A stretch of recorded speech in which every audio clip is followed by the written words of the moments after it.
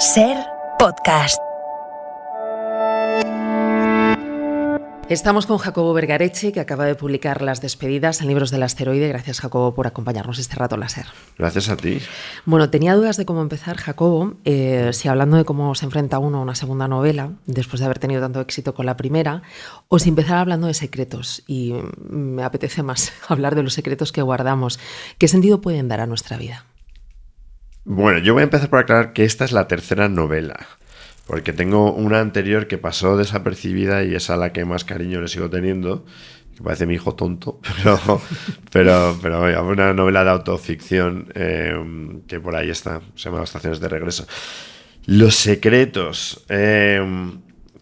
Mira, leí en un libro, creo que era de PJ Harvey, que siempre puedes llegar a una cena con desconocidos y acercarte a cualquiera de los desconocidos y susurrarle en el oído: conozco su secreto. Y a partir de ahí se va a venir abajo, le vas a ver sudar y tal. Y es que claro, todos tenemos uno o dos o bastantes.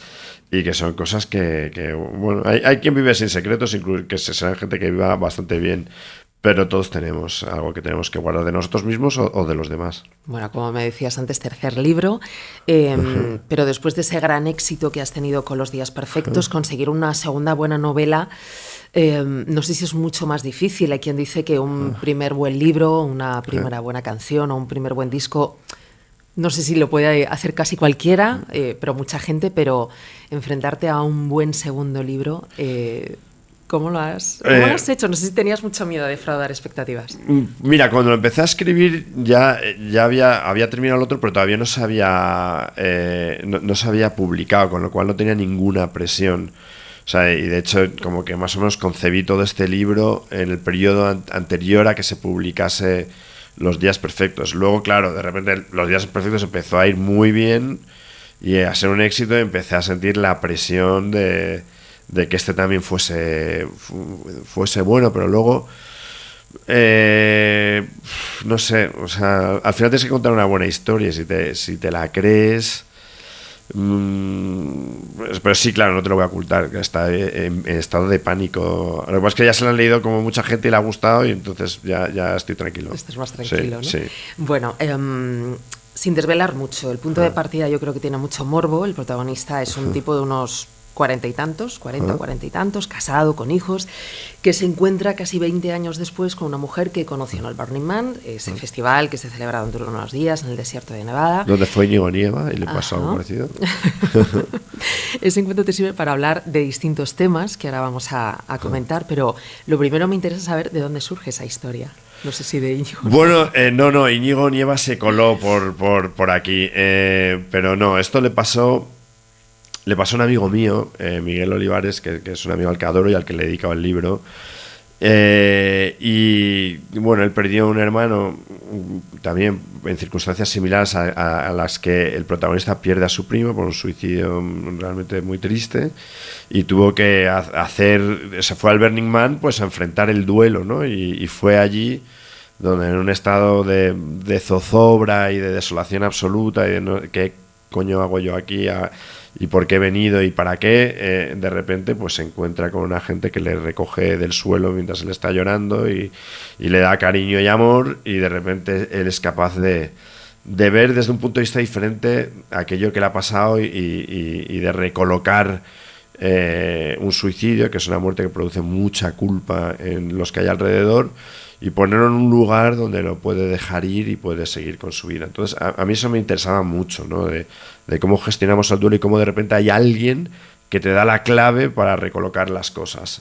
Y a él le pasó en el Burning Man, que es un lugar pues que en cierto modo se construyó para eso, ¿no? Para dejar ir las penas y seguir hacia adelante. Como decía antes, la historia entrelaza varios temas, y acabas de hablar de la culpa, que es precisamente uno de los temas que a mí me interesa de la novela. El personaje se siente culpable por distintos motivos y por distintas situaciones que ha vivido en su vida, y lo vas contando a lo largo del libro, pero yo tengo la sensación al final de la historia de que es como que se siente un poco culpable por todo. ¿Por qué? Bueno, la culpa es un gran motor de nuestra sociedad, ¿no? De hecho, yo creo que sin culpa no podríamos existir como sociedad. Tenemos que tener un poco, no sé, como esa higiene moral que da la culpa, ¿no? De haber hecho algo y tener que restituir. Pero sí, él tiene culpa porque se siente responsable del suicidio de su primo, de no haberle entendido, de haberle presionado, de haberle llevado hacia un trabajo y un estilo de vida que no era para él, y eso se lo achaca y después porque comete un adulterio y también eso da culpa y no quiere saberlo tal. O sea, es un tipo que tiene... su padre siempre le repite, los Olaves siempre damos la cara en todo, ¿no? Y entonces él tiene un código de honor, y la gente que tiene un código de honor siente la culpa muy fuerte. Y decides que Diego vaya transitando por ese arrepentimiento y también que consiga el perdón, pero que lo haga a través de una figura femenina desconocida. ¿Por qué lo haces a través de ella? Claro, o sea, ella, bueno, pues porque me gustan las historias de amor. Eso para empezar. Y porque ese personaje, no sé, me lo empecé a imaginar. Y yo me acuerdo, además, yo lo empecé a discutir, me hacía gracia la persona que se encuentra, pues lo que le pasa a él, ¿no? Que se encuentra con un hijo. Y esto lo discutía mucho con una amiga mía, Luisa Matienzo, y con mi mujer Belén, cómo sería ella.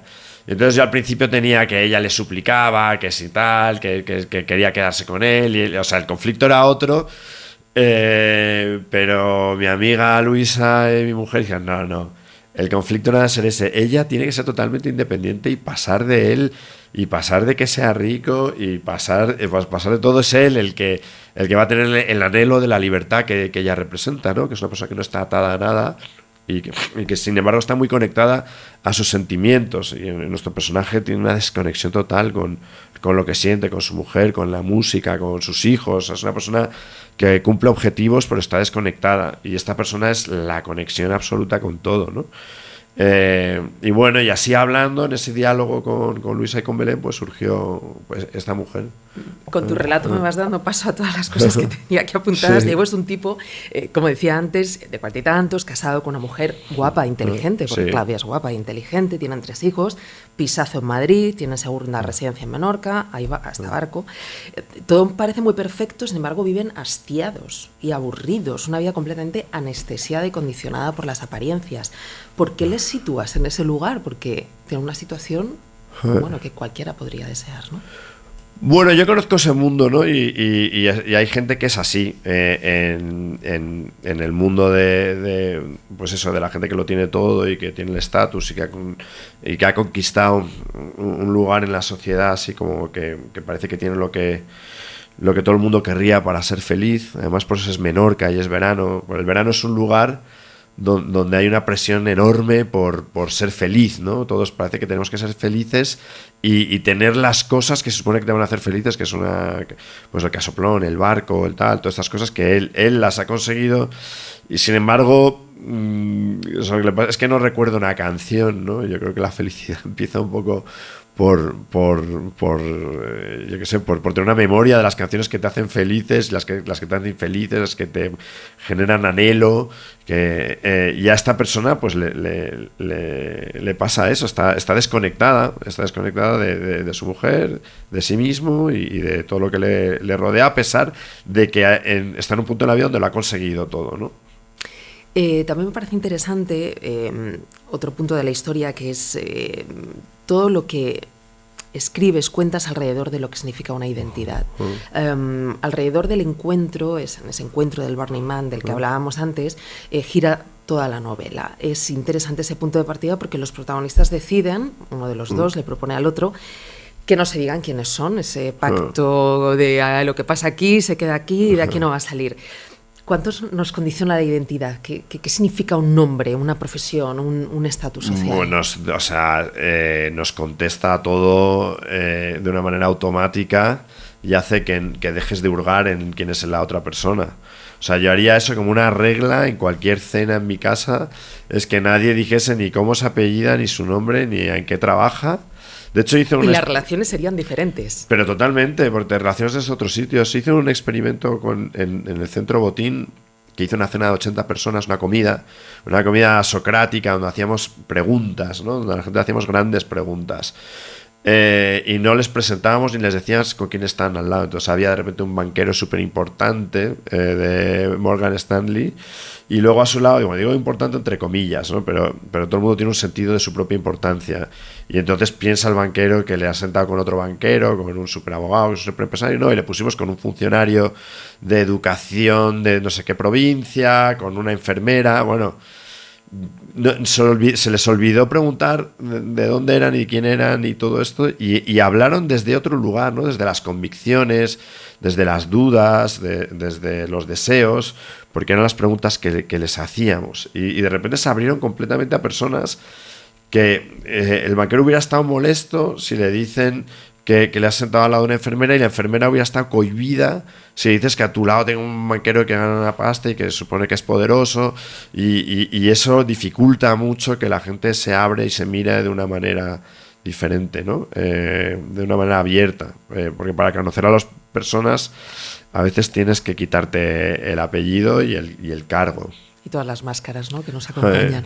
Juegas también con los estereotipos para dibujar algunos personajes, al menos esa es la sensación que tengo, pero intentas que no solamente quede una visión de ese personaje. O sea, me resulta honesto, por ejemplo, cuando el protagonista, hay un momento en el que él mismo reconoce que, lejos de ver a su mujer como la ve y cómo la va describiendo a lo largo de todo el libro de una determinada manera, hay un momento en el que dice: es que igual es que ni siquiera la conozco. Y me parece muy honesto, porque es una visión completamente diferente. ¿Por qué haces ese juego? Porque podríamos quedarnos solamente con la imagen de Claudia. O sea, en una primera lectura la mujer es un petardo de tía que es todo el rato protestando y tal, pero yo creo que si leemos bien, al final nos estamos asomando al mundo a través de los ojos de este hombre que está desconectado de muchas cosas, ¿no? Y te das cuenta, pues eso, el jardín absurdo que se ha hecho, que le hace un amigo enchufado y que le encaloma todo esto a su mujer, que gestione un proyecto absurdo con el estrés que eso causa, que la fiesta que quiere hacer, él es el que se empeña en que vayan los socios y los clientes, que eso va a generar una ansiedad social enorme sobre su mujer, que luego la mujer está esperando a su amiga y está cuidando a una amiga que se ha separado, que es todo lo que quiere hacer, y él en ese momento la lía parda. O sea, que al final, si te pones a pensarlo, a lo mejor es que no está viendo a su mujer, ¿no? Ya no la ve.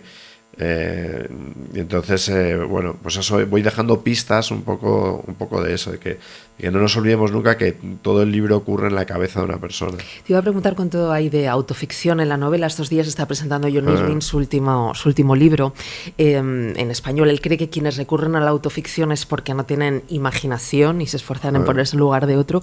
No sé dónde te sitúas tú.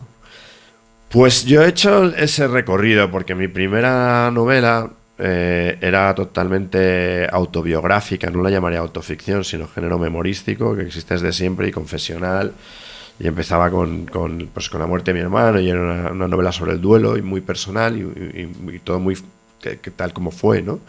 La segunda, pues es una primera persona, y las primeras personas tienden a pegársete un poco y a robarte un poco como tu propio habla, y se confunden autor y narrador. Y en esta tercera quería alejarme del yo, porque sí que creo que hay un exceso del yo en la literatura enorme que a mí me cansa, sobre todo me canso yo de mí mismo, y este personaje pues no tiene nada que ver conmigo. Yo no soy ni banquero de inversión, ni ingeniero, ni tengo una casa, desgraciadamente no tengo un casoplón para pasar los veraneos, ni un barquito, ¿no? O sea que no soy yo, vamos. El amor. Te iba a preguntar también por el amor, porque la última novela, la de ahora, al final todo gira historias que giran en torno a el gran tema. ¿Es para ti el gran tema? Bueno, es el gran tema, ¿no? Es uno de los grandes temas. A ver, este tiene todos los grandes temas, que es el amor, la muerte y la paternidad, que es que son los grandes temas. A mí solo me interesan los grandes temas, ¿eh? O sea, quiero decirte que no, en ese sentido soy un escritor sin adhesiones políticas, sin activismos y sin nada que demostrar, y me preocupan los problemas de que siempre me han preocupado y que yo creo que nos preocupan, en el fondo son los que nos preocupan a todos. Hay un momento de la historia, Jacobo, en el que el protagonista recuerda cuando iba a comprar vinilos a Madrid Rock, y que recordamos algunos, lo hace con amargura. ¿Cualquier tiempo pasado fue mejor? No, o sea, de hecho, quiero decirte, o sea, me espanta cuando la gente empieza a decir eso porque dices, madre mía, o sea, o sea, otra vez con el tema de la desconexión, te has desconectado del tiempo en el que vives cuando piensas que tu tiempo fue otro. O sea, yo estoy vivo en este tiempo, va cambiando y hay cosas que, claro, echo de menos ir a comprar vinilos a Madrid Rock porque era una sensación increíble, pero hay otras maneras de descubrir música. No sé, yo creo que en el momento en que la nostalgia se apodera de ti y ves el presente como algo que ya no es habitable y que tu tiempo fue otro, pues yo creo que estás un poco acabado, ¿no? O sea, yo espero nunca decir esa frase de hoy antes, ¿cómo era? Tal. Desde el principio, y lo has sacado varias veces en la conversación, hablas de música, solo por citar algunas referencias, pues Pink Floyd, Lester Young, los Beatles. De hecho, leerla escuchando esas canciones yo creo que también cambia también un poco el sentido, ¿no?, que se le puede dar al relato. ¿Qué valor tiene para ti esa narrativa musical? Bueno, yo me he criado, o sea, ahí tengo mis vinilos de adolescente, algunos de ellos, vamos, y me he criado muy en el ático fumando porros, escuchando vinilos. Y esa ha sido como toda mi adolescencia y mi escuela. Y vamos a sacar la letra de Velvet Underground de esta canción y de esta de los dos, que quiere decir cuál es el mensaje. O sea, eran nuestros profetas y han tenido un peso enorme, ¿no? O sea, el rock psicodélico de los 60 y luego de los 70. Una cosa que para mí está llena de recuerdos y que me lleva a muchísimos lugares. Y quería hablar un poco de eso, de los años formativos, en que la música para algunos se convierte en una religión y hay otra gente que nunca entra en eso y nunca es algo trascendente en su vida, pero la música es ese vehículo de conexión emocional donde uno intenta amar y acordarse de alguien a través de una canción, se la pone por la mañana para emocionarse y salir a correr o lo que sea, o para tal. O sea, los que hemos consumido música porque queríamos tener emociones, pues bueno, por eso lo saco aquí. ¿En qué andas metido ahora? Ahora estoy haciendo una serie documental para un canal de televisión que estoy en la preproducción y entonces empezamos a grabar, que no lo puedo contar todavía, pero estoy de lleno metido en la producción y no escribiendo. Y espero... No hay ninguna historia metida en el cajón. Sí, no, ya tengo la siguiente novela firmada con Asteroide y empiezo en marzo. Me voy a una residencia a una isla en Croacia, que es una cosa increíble que me han dado, y ahí me pongo a... Es una historia que empecé a escribir hace 20 años y que la he recuperado y que va a ser mi siguiente novela y no va a ser de amor, esta va a ser completamente distinta. Bueno, pues te deseamos lo mejor, Jacobo Vergareche, que acaba de publicar Las despedidas en Libros del Asteroide. Muchísimas gracias por haber compartido este rato.